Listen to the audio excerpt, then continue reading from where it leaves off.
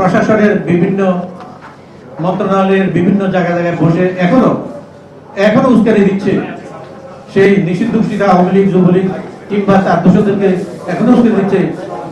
তাদের নাম আমাদের এই বাইরা সংগ্রহ করে তাদের ইতিহাস সেখানে দেওয়া হয়েছে। আমি একটি একটি করে তাদের নাম ঘোষণা করতেছি। 1 নম্বর হলো নাজমুল আহসান, ওনার নাম্বার হলো 5963, উনি সচিব পানি সম্পদ মন্ত্রণালয়। 2 নম্বর ফারহানা আহমেদ, 5764, সচিব পানি পরিবেশ বন জলবায়ু মন্ত্রণালয়। 3 নম্বর মোহাম্মদ আমদাদুল্লাহ মিয়ার, 5704, সচিব কৃষি মন্ত্রণালয়। এরা কিন্তু এখনো আছে। তাইলে আপনি কার বিরুদ্ধে কি সংগ্রাম করবেন, কার বিরুদ্ধে কি বলবেন? তারা তো এখনো তাদের জায়গায় আছে। মোহাম্মদ ইব্রাহিম, 5652, চেয়ারম্যান সচিব ভূমি আপিল বোর্ড। দেখেন কত গুরুত্বপূর্ণ পদ, ভূমি আপিল বুঝতে পারছেন তো। নাজমা মুবারক, 5975, সচিব আর্থিক প্রতিষ্ঠান বিভাগ, অর্থ মন্ত্রণালয়। মোহাম্মদ মুশফিকুর রহমান, 5993, সচিব ডাক ও টেলিযোগাযোগ মন্ত্রণালয়। মোহাম্মদ আব্দুর রহমান খান, সচিব আভ্যন্তরীণ বিভাগ। ডক্টর মোহাম্মদ খায়রুজ্জামান, সচিব অর্থ বিভাগ। মোহাম্মদ রুহুল আমিন, সদস্য বাংলাদেশ পরিকল্পনা কমিশন।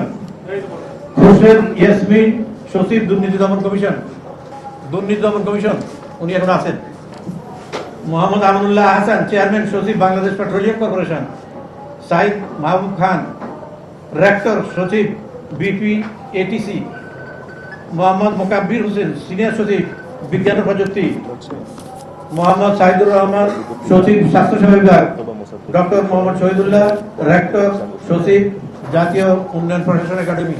16 নম্বর ডক্টর মোহাম্মদ ওমর, রেক্টর সচিব বাংলাদেশ সিভিল সার্ভিস প্রশাসন একাডেমি।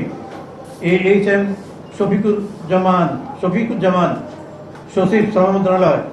নাসরিন আফরোজ, নির্বাহী চেয়ারম্যান সচিব জাতীয় দক্ষতা উন্নয়ন কর্তৃপক্ষ। 23 শরীফা খান, বিকল্প নির্বাহী পরিচালক, সচিব শিল্প ব্যাংক।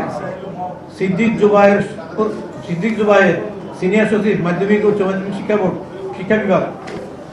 ডাক্তার মোহাম্মদ সরোয়ার বাড়ি, সচিব স্বাস্থ্য শিক্ষা পরিবার কল্যাণ বিভাগ।